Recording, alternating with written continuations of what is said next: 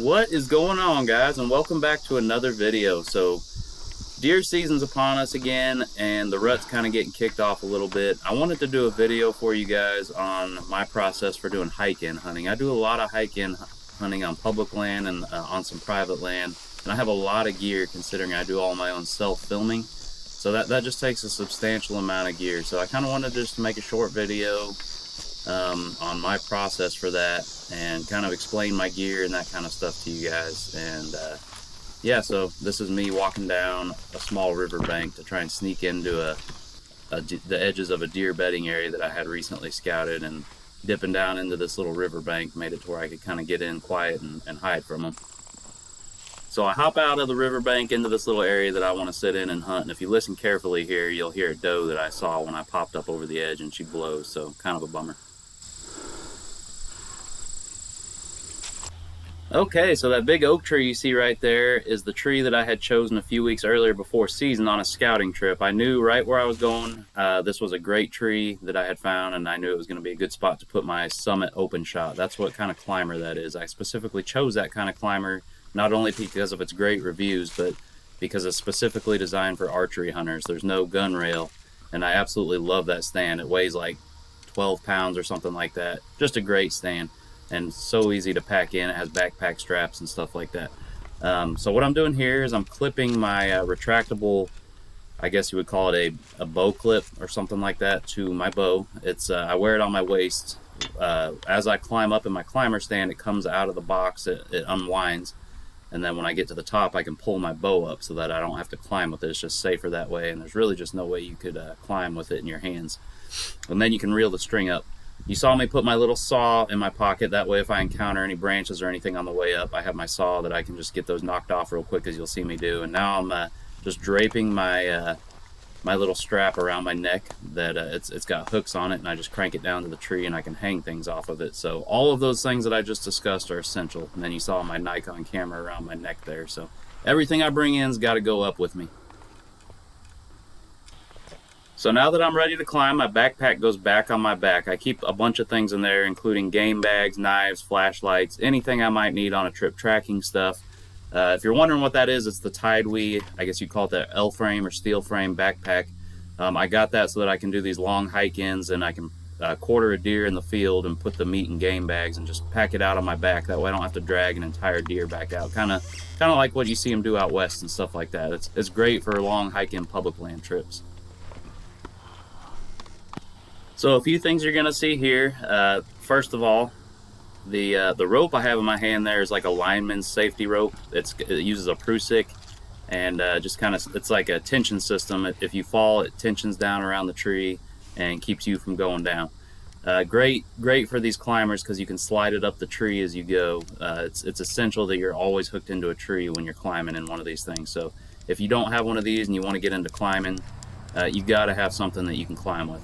Next, the stand has a feature where you can flip this seat up so that it's not in your way when you're trying to climb.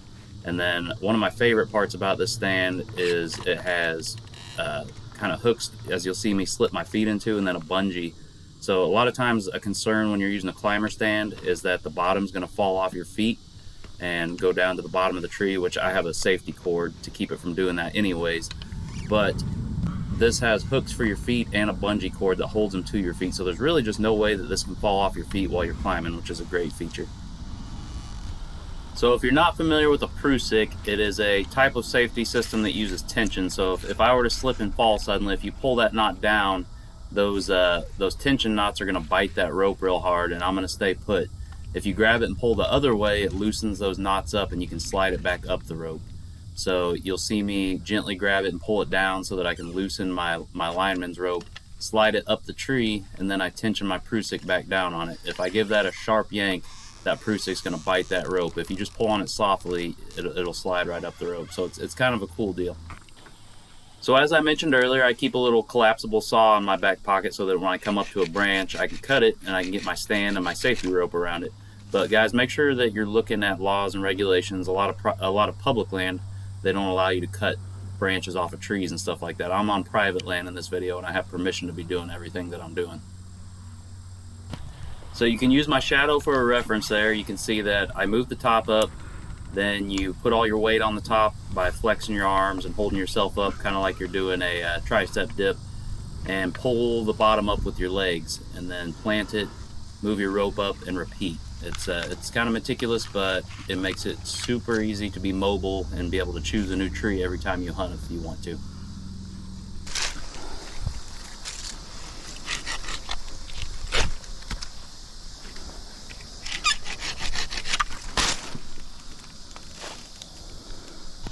So I made it to the top. This was a particularly high climb because I wanted to get real far off the ground in this one just due to the wind currents and stuff like that. But I do the final set on my safety rope harness strap, get that out of my way, and we're gonna set up the camera arm and my hooks and a couple other things here. So these cinch down wraparound hooks are kind of a game changer, and honestly I don't think I'd be able to do this without them. You'll see me hang my backpack on them here in a bit, but get those cinched down nice and tight and get them spread out to where you want them, to where you can hang your stuff. So a few things going on here now that I got my hooks hung up. I'm going to get my backpack off my back, get it hung on the tree. After I get my camera arm out of it, you'll see me cinch my camera arm down to the tree, mount my camera to it. My bow is going to come up off the ground with the little retractable bowstring that I showed you earlier. I'm going to reel that in. Just getting everything settled in for the night. So here's kind of how I finish up my setup.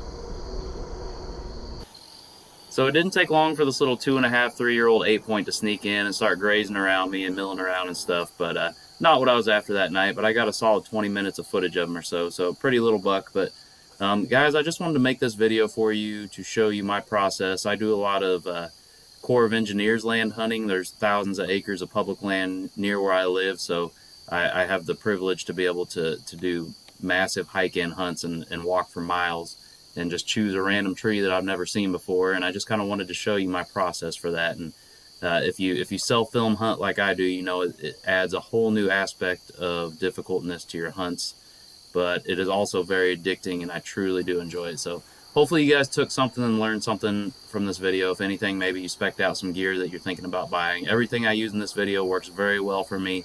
Once again, I have the Summit Openshot stand, which I absolutely love. I bought it a couple of years ago and I use the heck out of it.